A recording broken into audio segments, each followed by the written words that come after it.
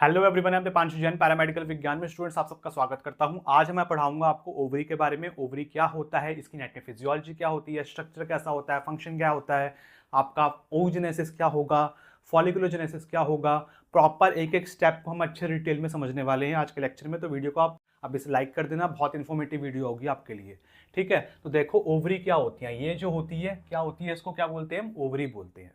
ठीक है, फीमेल के अंदर ओवरीज होती है, मेल के अंदर क्या होते हैं, टेस्टिस होते हैं, जो कि मेन रिप्रोडक्टिव ऑर्गन है ह्यूमन का। ठीक है, ह्यूमन का रिप्रोडक्टिव ऑर्गन सबसे मेन वाला कौन सा है, आपका ओवरी होता है, प्राइमरी रिप्रोडक्टिव ऑर्गन है।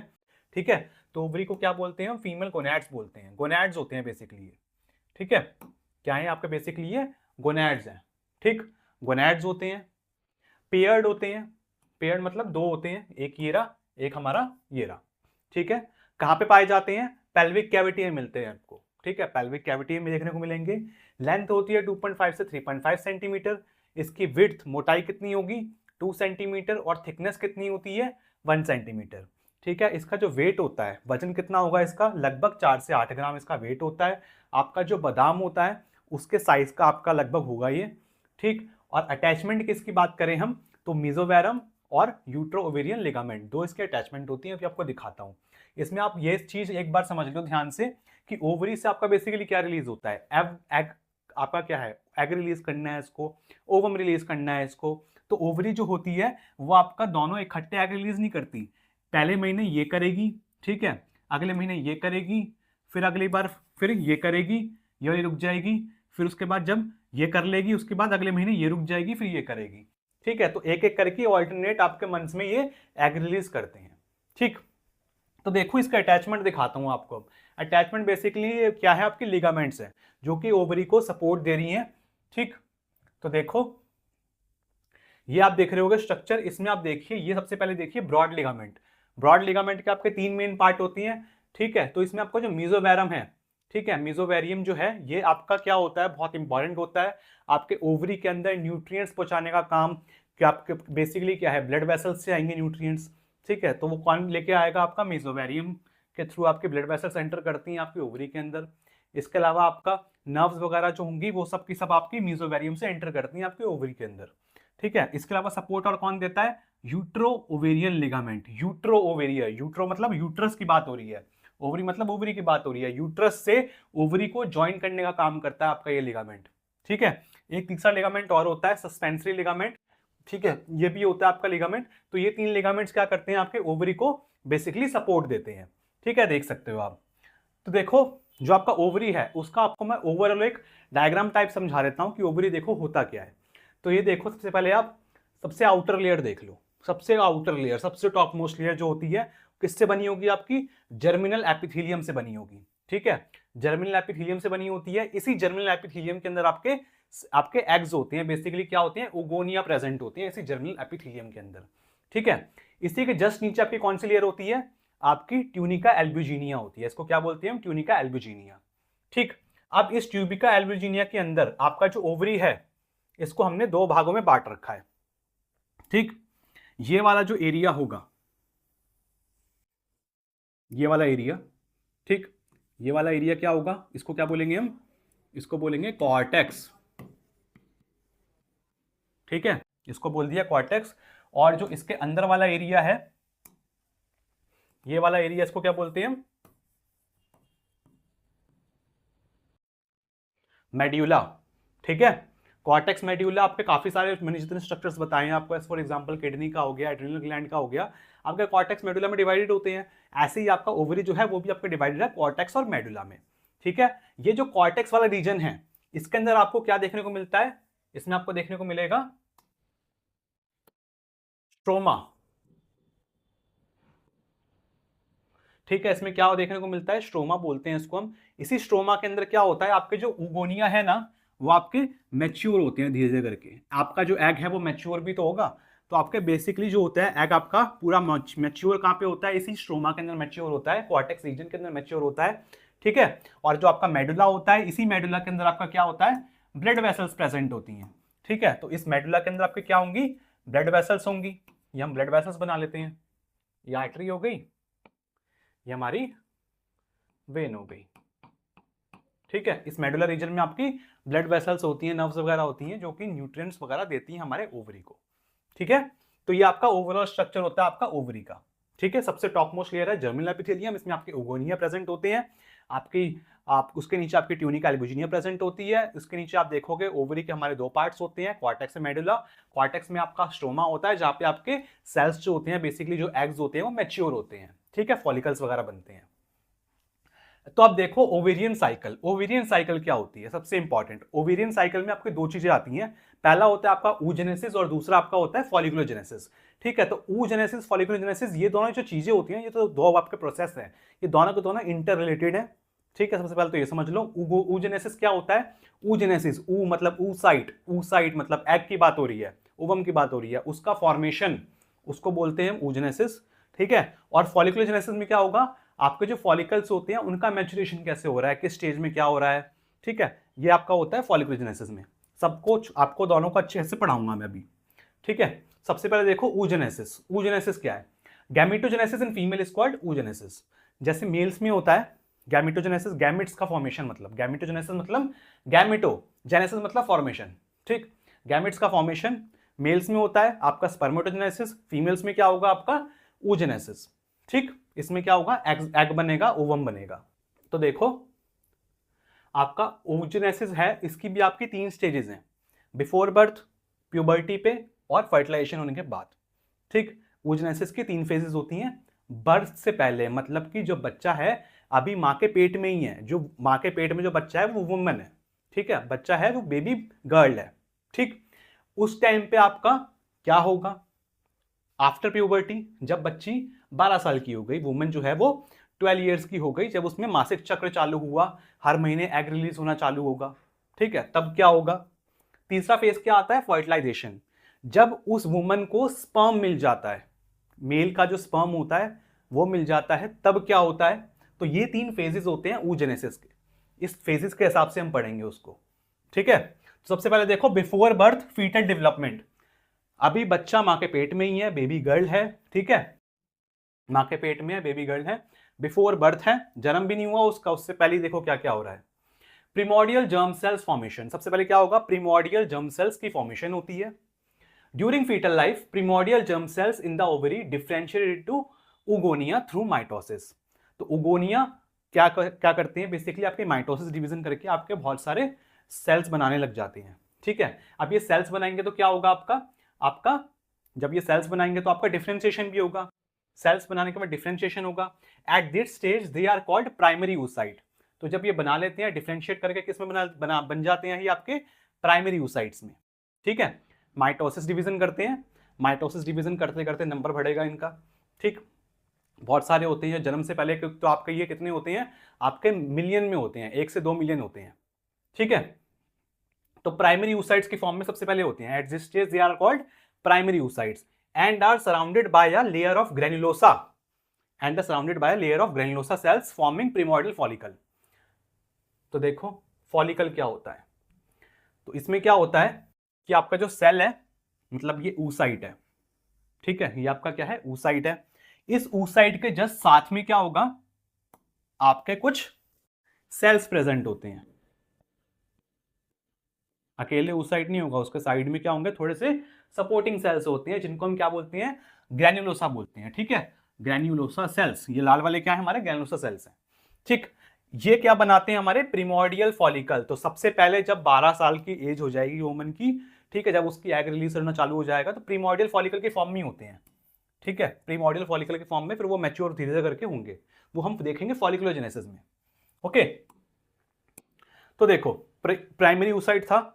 अब इधर क्या होगा कि आपका ना, इधर क्या होगा आपका, ये अब म्यूसिस करना चालू करेगा। ये प्राइमरी oocyte थे, म्यूसिस करना चालू करेंगे, म्यूसिस करना चालू करेंगे, लेकिन ये कंप्लीट नहीं कर पाएंगे, ये म्यूसिस आपकी रुक जाएगी। ठीक है, जन्म से पहले ये रुक जाती है, बिफोर बर्थ ये रुक गई। प्राइमरी oocyte ने म्यूसिस करना चालू करा था लेकिन ये रुक गया।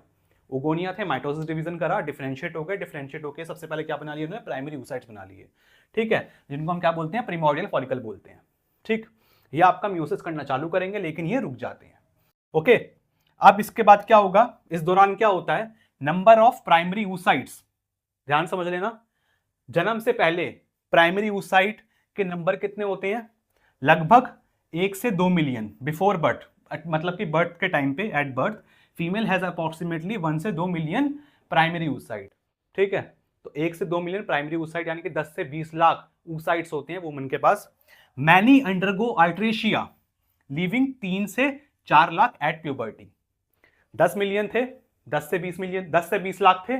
ठीक है, जब तक वुमन आपकी 12 साल की हुई तब तक आपके क्या हो गए, बहुत सारे जो सेल्स थे, बहुत सारे जो आपके क्या थे, oocytes थे, वो आपके डीजनरेट हो गए। डीजनरेट हो गए उसको क्या बोलते हैं हम? अल्ट्रेशिया बोलते हैं। ठीक है, डीजनरेशन होना, क्योंकि सारे साल तो आपके होते नहीं है, कुछ आपके डीजनरेट हो जाते हैं, मोस्टली आपके डीजनरेट हो जाते हैं, कुछ ही बचते हैं। ठीक है, तो 3 से 4 लाख आपके प्यूबर्टी तक रहते हैं। और इनमें भी आपका आखिरी में इन दी एंड कितना हो जाता है कि वुमन अपनी लाइफ टाइम में कितने oocytes रिलीज करती है, प्रॉपर आपके ओवम कितने रिलीज करती है? ठीक है, तो आपका करीब करीब 400 से 500 ओवम वो रिलीज करती हैं। ठीक है, तो इसके बाद देखो अब आफ्टर प्यूबर्टी, अब क्या होगा? प्यूबर्टी आ गई है, वुमन हो चुकी है 12 साल की। फॉलिकुलर डेवलपमेंट एंड ओव्यूलेशन, अब क्या होगा? फॉलिकल्स का डेवलपमेंट होना हुआ चालू। जो सेल था जो रुक गया था, प्राइमरी oocyte, ये रुका पड़ा था 12 साल तक। ठीक, अब इसने क्या करना चालू करा? डेवलपमेंट करना चालू करा और ओव्यूलेशन करना चालू करा। वुमन ने हर महीने उसके मासिक चक्र चालू हो गए। ठीक है, पीरियड्स चालू हो गए। अब क्या होगा? म्यूसिस रिजम्पशन, मतलब कि म्यूसिस जो था, जो स्टॉप हो गया था, वो दोबारा स्टार्ट हो जाएगा। ठीक, the primary oocyte complete meiosis 1 and form, primary oocyte जो होगा वो अपना म्यूसिस कंप्लीट कर लेगा और क्या बनाएगा? A large secondary oocytes। ठीक है, एक लार्ज सेकेंडरी oocyte बनाएगा और फर्स्ट पोलर बॉडी बनाएगा, जो कि आपकी बाद में डिजनरेट हो जाती है। तो देखो प्यूबर्टी आ गई। अब ये प्राइमरी oocyte था, इसने म्यूसिस कंप्लीट कर ली। म्यूसिस कंप्लीट करने के बाद ये दो चीजें बना लेगा। ये क्या है हमारा? ये हमारा सेकेंडरी oocyte है, और साथ में इसने क्या बनाया? ये फर्स्ट पोलर बॉडी, छोटी सी पोलर बॉडी है। ये आप देख सकते हो, भेदभाव हो रखा है काफी ज्यादा, लेकिन इसने डिवीजन इस तरीके से क्यों करा? क्योंकि ये वाला जो सेल है, ये वाला सेल आपका आगे जाके बेबी बनाएगा, और इस सेल्स का कोई काम ही नहीं है, ये आपका बाद में डिजनरेट हो जाएगा। ठीक है, इसी वजह से आप देख सकते हो सिर्फ न्यूक्लियर डिवीजन करने के लिए आपका ये अलग अलग हो रखा है, लेकिन इसका जितना भी साइटोप्लाज्म था वो सब इसको दे दिया, जितने भी न्यूट्रिएंट्स वगैरह थे, साइटोप्लाज्मिक ऑर्गेनेल्स थे, वो सब इसको दे दिए, ताकि ये आपका बाद में जाके अच्छे से बेबी बना पाए। ठीक है, क्योंकि इसी को बेबी बनाना है, इसका नॉन पोलर बॉडी का कोई काम नहीं है, डिजनरेट होना है। ठीक है, तो आपका सेकेंडरी oocyte है, ये बनेगा और नॉन पोलर बॉडी आपकी डिजनरेट हो जाएगी। अब इसके बाद क्या होगा? सेकेंडरी oocyte, इसने क्या करा? ये आपका मियोसिस करना चालू करेगा। ये भी उगोनिया था, माइटोसिस करा, नंबर बढ़ाए, प्राइमरी oocyte बना। इसने म्यूसिस करना चालू करा था लेकिन रुक गया बर्थ से पहले। ठीक है, बर्थ के टाइम पे प्यूबर्टी तक रुका रहा। प्यूबर्टी होने पे सेकेंडरी oocyte था, सेकेंडरी oocyte बन गया। सेकेंडरी oocyte ने म्यूसिस करना चालू करा, म्यूसिस 2 बोल देंगे इसको हम। ठीक है, लेकिन अब ये भी रुक जाएगा। ठीक है, अब ये भी रुक जाएगा, और रुकने के बाद कहां पे चालू होगा? ये फर्टिलाइजेशन पे। ठीक, तो आपका जो एग रिलीज होता है, ओवम आपका जो रिलीज होता है आपके कहां से? वुमन से। जो ओवरी है वो रिलीज करती है ना, जो आपका एग, वो क्या रिलीज करती है? बेसिकली आपका सेकेंडरी oocyte रिलीज करती है। ठीक है, प्रॉपर ओवम नहीं होता, वो सेकेंडरी oocyte रिलीज होता है। ठीक है, अब वो oocyte को अगर आपका स्पर्म मिला तो वो आपका ओवम में कन्वर्ट होगा, वो बाद में जाइगोट बनाएगा। अगर वो उसको आपका स्पर्म नहीं मिला, मेल का स्पर्म नहीं मिला, तो वो बेसिकली क्या होता है? जो एंडोमेट्रियम होता है उसके थ्रू आपका पीरियड्स के थ्रू निकल जाता है, सेकेंडरी oocyte ही निकलता है वो। ठीक है, तो after fertilization if a sperm fertilize the secondary oocyte, अगर स्पर्म ने फर्टिलाइज कर दिया सेकेंडरी oocyte को, ठीक, तो इसको क्या होगा? तो सबसे पहले देखो, फर्टिलाइजेशन करवा लेते हैं, इसको स्पर्म दे देते हैं। सेकेंडरी oocyte है, इसको हमने स्पर्म दे दिया। ठीक, अब क्या होगा? मियोसिस 2 कंप्लीट्स, तो मियोसिस 2 ये कर लेगा।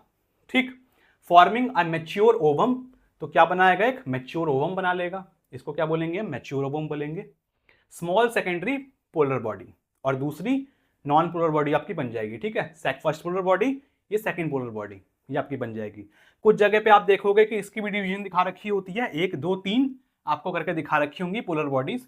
ठीक है, ये अगर आपकी डिजनरेट नहीं होगी तो बाद में आपका डिवीजन करके फिर ये 4 हो जाती, 3 हो जाती है, ये एक आपका ओवम हो जाता है। ठीक है, लेकिन बेसिकली आप इस तरीके से समझो क्योंकि इसका कोई काम ही नहीं है, ये तो डिजनरेट होनी ही होनी है। ठीक है, मेन अपने को चाहिए ओवम। ठीक, सेकेंडरी पोलर बॉडी है, ये भी आपकी डिजनरेट हो जाएगी। मेन है आपका ओवम, तो सेकेंडरी oocyte को जब स्पर्म मिलेगा तभी आपका ओवम बनेगा, वरना वो म्यूसिस 2 की स्टेज में ही रुका रहेगा और वो खत्म हो जाएगा। ठीक है, एंडोमेट्रियम के वॉल के थ्रू फिर वो जब शेड होगा, पीरियड्स आएंगे तो आपका ये निकल जाएगा, वो कभी भी कन्वर्ट नहीं हो पाएगा ओवम में। ठीक है, the nucleus of the ovum fuses with the sperm nucleus. तो ओवम का जो न्यूक्लियस है वो किसके साथ फ्यूज करेगा? स्पर्म के न्यूक्लियस के साथ, फॉर्मिंग अ जाइगोट। तो अब बना लेते हैं बच्चों, हम जाइगोट बना लेते हैं, तो हमारा जाइगोट बन गया। ये जाइगोट आपका एम्ब्रियो में कन्वर्ट होगा, बच्चा बनेगा प्रॉपर। ठीक है, तो इस तरीके से आपका फर्टिलाइजेशन वाला सीन है।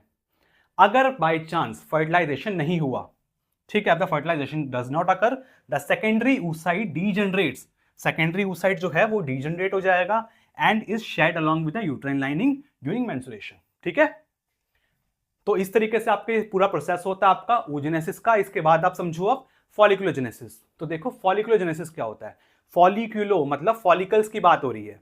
ठीक है, जो आपका प्रीमोर्डियल फॉलिकल थे, अभी oogenesis में हमने सबसे पहले देखा था, प्रीमोर्डियल फॉलिकल, प्राइमरी oocyte जो थे, उसको अब ग्रोथ करवानी है अपने को। ठीक है, उसकी ग्रोथ करवानी है, उसको डेवलप करवाना है ताकि वो आपका oocyte रिलीज हो पाए। ठीक है, तो वो सब चीजें कैसे होती हैं वो सब चीजें देखेंगे हम। The process by which ovarian follicle develop from primordial follicle to mature Graafian follicle capable of ovulating a mature oocyte। एक ऐसा प्रोसेस जिससे कि ओवेरियन फॉलिकल डेवलप हो पाए, किससे? आपका प्रीमोर्डियल फॉलिकल से।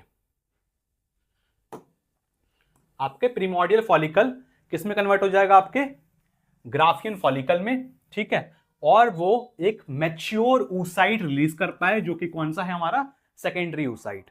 ठीक, प्रीमोर्डियल फॉलिकल से आपका जो प्राइमरी oocyte है, जो बेसिकली प्राइमरी, इसमें आपका क्या होगा? सबसे प्राइमरी, सबसे छोटा वाला oocyte होगा, प्राइमरी oocyte होगा, वो आपका प्रॉपर एक मैच्योर oocyte यानी कि सेकेंडरी oocyte तक बनने का जो प्रोसेस है वो कैसे कैसे हो रहा है, वो सब चीजें आपके फॉलिकुलोजेनेसिस में होती हैं। ठीक है, यही आपका प्रोसेस होता है फॉलिकुलोजेनेसिस का। तो इसको एक एक करके समझो आप, एक एक स्टेप के साथ बताऊंगा किस किस स्टेप में क्या क्या हो रहा है। तो देख सकते हो बच्चों, ये हमारा ओवरी का स्ट्रक्चर है। ठीक है, इसमें देखिए सबसे पहले ये देखिए, ये वाली स्टेज क्या है? प्रीमोर्डियल फॉलिकल है। एक एक स्टेज समझा रखी है इसमें क्या क्या हो रहा है उस एग के साथ। ठीक है, oocyte के साथ। The primordial follicle consist of primary oocyte। तो प्रीमोर्डियल फॉलिकल में क्या है? आपके प्राइमरी oocyte है। ये क्या है? हमारे छोटे छोटे आपको दिख रहे होंगे, ये क्या है? प्राइमरी oocytes होती हैं, जो कि आपके कहां पे प्रेजेंट होते हैं? आपके जर्मिनल एपिथेलियम के अंदर। ठीक है, जर्मिनल एपिथेलियम में प्रेजेंट होते हैं। 12 साल के बाद जब बच्चा, जो वुमेन होती है, उसके जब पीरियड्स चालू होंगे तो हर महीने वो एग रिलीज करना चालू करेगी, तब जाके आपके जो प्रीमोर्डियल फॉलिकल्स हैं वो आपके बनाना चालू कर देंगे, कन्वर्ट, ग्रोथ करना चालू कर देंगे। ठीक, the primary follicle consist of primary oocyte, primordial follicle. oocyte is surrounded by a single layer of flattened granulosa cells. तो ये जो आपके oocyte हैं, इसके अंदर जो आपके ये छोटे छोटे oocytes हैं, ये बेसिकली क्या है? इसमें ना आपका, इसमें ये देखो, ये तो हो गया क्या? oocyte है, ये आपका oocyte है। इस oocyte के जस्ट साथ में सराउंडेड होंगे, मतलब इसको घेर के रखेंगे। ठीक है, कौन घेर के रखेंगे इसको? आपके ग्रैन्युलोसा सेल्स। ठीक है, ये क्या है? हमारे ग्रैनुलोसा सेल्स हैं। बीच में क्या है? हमारा oocyte है। ये ग्रैनुलोसा सेल्स इसमें कैसे होते हैं स्टेज में? प्रीमोर्डियल फॉलिकल के स्टेज में कैसे होंगे? ये फ्लैट होंगे। ठीक है, फ्लैट है अभी। अब इसके बाद देखो, इसके बाद क्या होगा? अब ये प्रीमोर्डियल फॉलिकल किस में कन्वर्ट हो जाएगा? प्राइमरी फॉलिकल में। दो स्टेज दिख रही होंगी आपको इसमें, एक अर्ली बोल दो, एक मैच्योर प्राइमरी फॉलिकल वाले स्टेज बोल दो। ठीक, तो आपके प्राइमरी फॉलिकल में प्रीमोर्डियल फॉलिकल कन्वर्ट हो गए। Granulosa cells become cuboidal. अब क्या होगा? सबसे पहले जो ग्रैनुलोसा सेल्स थे, अभी पहले कैसे थे? फ्लैट थे, अब कैसे हो गए? क्यूबॉइडल नेचर के हो गए। ठीक है, अपनी शेप चेंज कर ली, क्यूबॉइडल हो गए। And start proliferating, forming multiple layers around the oocyte। और क्या करना चालू कर देंगे? ये प्रोलिफरेशन करना चालू कर देंगे। ठीक है, इसमें सिर्फ एक ही लेयर थी। ठीक है, इसमें क्या था? पहले मैंने आपको बताया था, ये oocyte है। ठीक है, इस oocyte के अराउंड सराउंड में क्या है? आपके कुछ ग्रैनुलोसा की सेल्स हैं जो कि फ्लैट शेप के थे। अब क्या होगा? ये आपके क्यूबॉइडल शेप के हो जाएंगे और ये प्रोलिफरेशन करना चालू कर देंगे, यानी कि ये मल्टीपल लेयर्स बनाना चालू कर देंगे। ठीक है, ये आपकी मल्टीपल लेयर्स बन गई, इसी को बोलते हैं प्रोलिफरेशन। ठीक है, मतलब नंबर बढ़ाना, मल्टीप्लिकेशन करना, अपना नंबर बढ़ाना। प्रोलिफरेशन करना चालू कर देंगे, मल्टीपल लेयर्स बना लेंगे इस oocyte के अराउंड। ठीक है, और फ्लैट शेप से क्यूबॉइडल शेप के हो जाएंगे। The oocyte secretes the zona pellucida, और oocyte जो होगा, ये जो oocyte है ये क्या रिलीज करेगा, क्या क्या सिक्रीट करेगा, जोना पेल्यूसिडा सिक्रीट करेगा, जो कि एक ग्लाइकोप्रोटीन होता है, जो कि आपका बहुत इंपॉर्टेंट होता है किसमें, स्पर्म को बाइंड कराने के लिए फर्टिलाइजेशन के दौरान। ठीक है, तो जब फर्टिलाइजेशन होता है उस टाइम पे स्पर्म को बाइंड कराने के लिए आपका जोना पेल्यूसिडा चाहिए होता है, तो oocyte अब ये सिक्रीट करना चालू कर देगा। ठीक है, तो ये हो गई हमारी कौन सी स्टेज, ये हो गई हमारी आपकी प्राइमरी फॉलिकल वाली। ठीक है, प्रीमोर्डियल फॉलिकल कन्वर्ट हो गया प्राइमरी में। अब प्राइमरी फॉलिकल आपका कन्वर्ट होगा किसमें, सेकेंडरी में। ठीक है, अब देखो अब आ गया सेकेंडरी फॉलिकल वाली स्टेज। इसमें क्या होता है, the granulosa cells continue to proliferate, granulosa cells continue करते रहते हैं प्रोलिफरेशन, अपनी लेयर्स पे लेयर्स बनाते चले जाएंगे। ठीक है, a new outer layer the theca sales forms around the follicle. अब क्या हुआ, एक नई लेयर और आ गई जी। ठीक है, अब क्या हुआ, एक नई लेयर और आ गई, ये हमारा oocyte है, ये हमारे ग्रैनुलोसा सेल्स की लेयर है। ठीक, अब इसके अलावा क्या आ गई, एक और लेयर आ गई जिसको हमने क्या बोला, थीका सेल्स बोल दिया। ठीक है, थीका सेल्स। ठीक है, थीका सेल्स हो गए जो कि इस फॉलिकल के अराउंड होंगे, एक लेयर और आ गई। Small spaces between the granulosa cells begins to fill, तो आप इसमें देखोगे आप एक छोटे छोटे आपको कुछ स्पेस देखने को मिल रहे हैं, इधर तक नहीं था, इधर आपको कुछ स्पेस देखने को मिल रहा है। तो ग्रैनुलोसा सेल्स के बीच में आपके कुछ स्पेसेस आने लग जाते हैं, स्मॉल स्पेसेस आने लग जाती हैं, जो कि आपका बाद में कन्वर्ट हो जाएंगे एक एंट्रम में। ठीक है, इस स्पेस में क्या होगा, आपका फ्लूइड भरा होता है। ठीक है, जो कि आपका बाद में कन्वर्ट हो जाएगा आपके एंट्रम में। Theca cells works with granulosa cells to produce estrogen. अब थीका सेल्स ग्रैनुलोसा सेल्स मिलकर क्या रिलीज करना चालू कर देंगे, हार्मोन रिलीज करना चालू कर देंगे, कौन सा, ईस्ट्रोजन। तो आपका जो ओवरी होती है, आपका मेन काम क्या होता है इसका, एग रिलीज करना, इसके अलावा ये हार्मोन प्रोड्यूस करती है, ईस्ट्रोजन और प्रोजेस्टेरॉन। ठीक है, तो ईस्ट्रोजन आपका इस स्टेज में आना, आके क्या होगा, रिलीज होना चालू हो जाएगा। अब आपका ये सेकेंडरी फॉलिकल ईस्ट्रोजन रिलीज करना चालू कर देगा। ठीक है, अब इसके बाद देखो, अब इसके बाद क्या होगा, अब सेकेंडरी फॉलिकल कन्वर्ट हो गया आपके टर्शरी फॉलिकल में। ठीक है, अब टर्शरी फॉलिकल को क्या बोलते हैं हम, टर्शरी फॉलिकल को हम एंट्रल फॉलिकल भी कहते हैं। ठीक, एंट्रल फॉलिकल है, enteral follicle, enteral, enteral word समझना अच्छे से, एंट्रल मतलब एंट्रम से वर्ड आया है। इधर क्या है, आपका एंट्रम प्रॉपर बन चुका है। ये जो अलग अलग जोन में था ना आपका ग्रैनुलोसा सेल्स में छोटे छोटे स्पेसेस थे, ये स्पेसेस इकट्ठे होकर एक आपका एंट्रम बना लेंगे, तभी इसको बोलते हैं enteral follicle. Follicular fluid formed between the granulosa sales begins to collect into one large pool called antrum। तो इसमें क्या हुआ, एंट्रम प्रॉपर बन गया, ये आपका क्या है, इसको हम बोलते हैं एंट्रम। ठीक है, ये आपका एंट्रम है, ये आपका प्रॉपर बन गया एंट्रम, तभी इसको क्या बोलते हैं, एंटर फॉलिकल भी बोलेंगे। चलो, इसके बाद क्या होगा इसमें, अब ये आगे आपका जाके कन्वर्ट किस में हो गया, टर्शरी फॉलिकल कन्वर्ट हो गया आपके मैच्योर ग्राफियन फॉलिकल में। अब ये प्रॉपर हो गया मैच्योर। ठीक है, ग्राफियन फॉलिकल में प्रॉपर कन्वर्ट हो गया। The follicle enlarge significantly and bulge against the ovarian surface.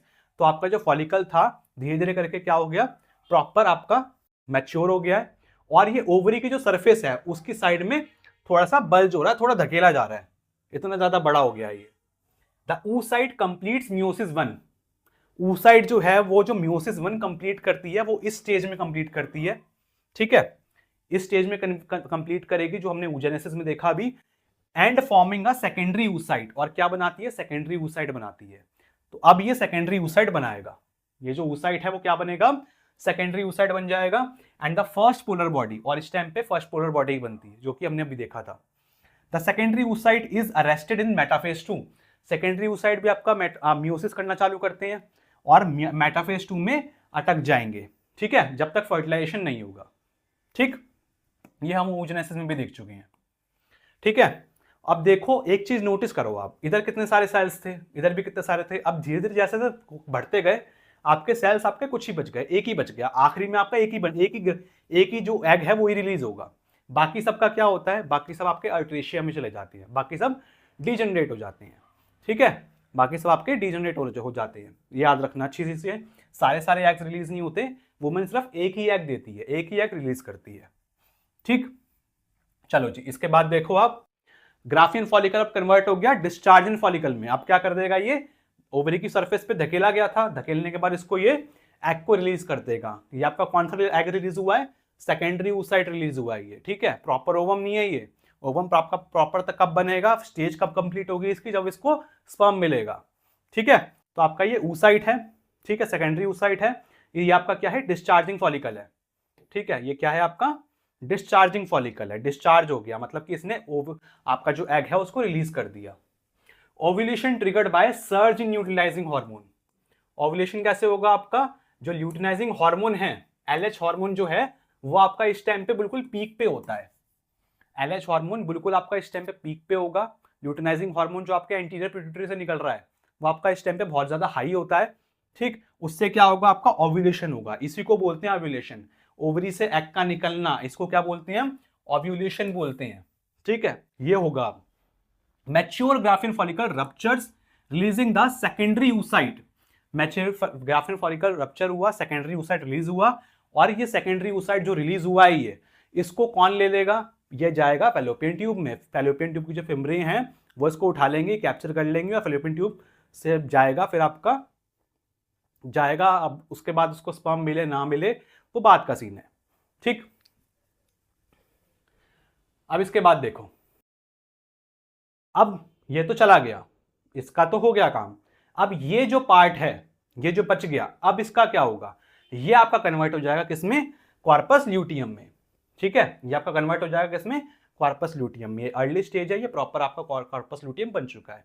अब कॉर्पस ल्यूटियम क्या होता है, इसके बारे में समझ लेते हैं। देखो कॉर्पस ल्यूटियम क्या है, आफ्टर ओव्यूलेशन, ओव्यूलेशन हो गया, एग रिलीज हो गया, सेकेंडरी oocyte रिलीज हो गया, फैलोपियन ट्यूब में चला गया, the ruptured follicle transformed into corpus luteum. तो जो आपका जो फॉलिकल जो रप्चर हुआ था ये किसमें ट्रांसफर हो गया, ट्रांसफर हो गया आपका कॉर्पस ल्यूटियम में चला गया। ठीक है, ट्रांसफॉर्म हो गया। Produces progesterone and estrogen, hormone produce करना चालू कर देगा ये। ठीक है, कौन से, प्रोजेस्टेरोन और ईस्ट्रोजन। ये हार्मोन जो होते हैं बहुत ज्यादा इंपॉर्टेंट होते हैं आपकी प्रेगनेंसी को कंसीव करवाने के लिए। ठीक है, these hormones prepare the endometrium, endometrium को प्रिपेयर करेंगे। ठीक है, ताकि आपका जो एग है जो वो तो चाहेगा ना, वुमेन तो चाहेगी। ठीक है, उसके अंदर के बॉडी पार्ट्स, सेल्स इस तरीके से काम कर रहे हैं कि आपका की इम्प्लांटेशन होगा। ठीक है, इम्प्लांटेशन होगा, आपका पूरी एंडोमेट्रियम की लाइनिंग प्रॉपर प्रिपेयर करवाएगी वो। ठीक है, ताकि आपका जो फर्टिलाइज्ड एग है, जो आपका एम्ब्रियो बनेगा, वो प्रॉपर उधर आके इम्प्लांट हो पाए। ठीक है, तो आपका ये हार्मोन इसी मारे प्रोड्यूस होना चालू कर देते हैं।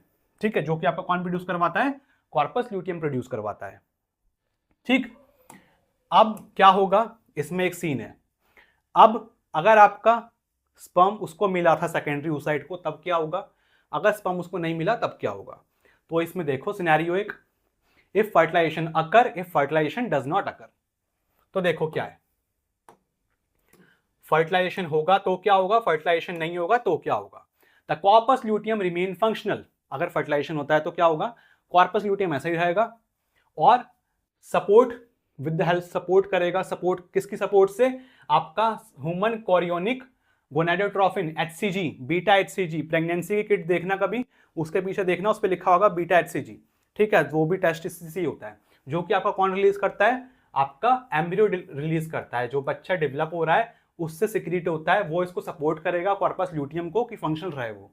ठीक है, एम्ब्रियो है जो डेवलप हो रहा है, जाइगोट जो बना था वो आपका एम्ब्रियो में कन्वर्ट हो गया, वो आपका रिलीज करता है HCG। ये HCG कॉर्पस ल्यूटियम को बोलेगा कि भाई तुम फंक्शनल रहो, फंक्शनल रहो, हार्मोन प्रोड्यूस करो, ताकि आपकी प्रेगनेंसी जो हो वो अच्छे से हो पाए। ठीक, it continues producing progesterone crucial for maintaining early pregnancy. Progesterone release करते रहेगा ताकि आपकी जो प्रेगनेंसी है वो मेंटेन रह पाए। ठीक, ये तो हो गया एक सीन। अगर फर्टिलाइजेशन नहीं हुआ, स्पर्म नहीं मिला, तब क्या होगा, the corpus luteum degenerates after 10 to 14 days. तो क्या हो जाएगा, कॉर्पस ल्यूटियम आपका डीजनरेट हो जाएगा, खत्म हो जाएगा 10 से 14 दिन बाद, फॉर्मिंग अ कॉर्पस एल्बिगन्स। और क्या बना लेगा, कॉर्पस एल्बिगन्स बना लेगा। तो आइए समझते हैं कॉर्पस एल्बिगन्स। तो देखो ये हमारा कॉर्पस एल्बिगन्स, इसको देखो क्या होता है ये, the luteal sales undergo apoptosis. तो इसमें जो ल्यूटियम सेल्स, मतलब कि ल्यूटियल के जो सेल्स थे वो एपोप्टोसिस कर लेंगे। एपोप्टोसिस मतलब क्या होता है? Program cell death. पैथोलॉजी के लेक्चर में पढ़ा रखा है आपको एपोप्टोसिस अच्छे से। The degenerating structure forms a white fibrous scar called corpus albicans. और जो आपका डीजनरेटिक स्ट्रक्चर है वो क्या आपको किस तरीके से दिख रहा है? आपका ये व्हाइट है, फाइब्रस नेचर का होता है, स्ट्रक्चर होता है इसका, फाइब्रस स्कार होता है, जिसको हम क्या बोलते हैं? कॉर्पस एल्बिगन्स बोलते हैं, जो कि आपका बाद में ओवरी में ही बाद में जाके इसको एब्जॉर्ब हो जाता है, पूरा खत्म हो जाता है इधर ही। ठीक है, तो इस तरीके से आपका एक प्रिमॉर्डियल फॉलिकल जो था वो आपका धीरे धीरे करके oocyte रिलीज करा, कॉर्पस ल्यूटियम बना, प्रेगनेंसी में हेल्प करेगा। ये नहीं हुई प्रेगनेंसी, फर्टिलाइजेशन नहीं हुआ, तो ये कॉर्पस एल्बिगन बन जाएगा। तो स्टूडेंट्स ये था आपकी, ये सारी स्टेजेस होती हैं। ठीक है, primordial follicle, primary follicle, secondary follicle, tertiary follicle, mature हुआ ग्राफिन फॉलिकल, डिस्चार्ज करा इसने oocyte को, सेकेंडरी oocyte है ये, प्रॉपर कभी भी ओवम रिलीज नहीं होता, सेकेंडरी oocyte ही रिलीज होता है। ठीक है, अब उसके बाद कॉर्पस ल्यूटियम बना, कॉर्पस ल्यूटियम रहेगा, प्रोजेस्टेरोन रिलीज करते रहेगा, अगर उसको स्पर्म नहीं मिला कॉर्पस एल्बिगन्स बन जाएगा। ठीक है, प्रेगनेंसी मतलब कि बेबी कंसीव नहीं हुआ तो आपका कॉर्पस एल्बिगन्स बन जाएगा और ये आपका बाद में डिजेनरेट हो जाएगा। ठीक है, एक बार एक ओवरी में होगा, एक अगले महीने दूसरी ओवरी में होगा।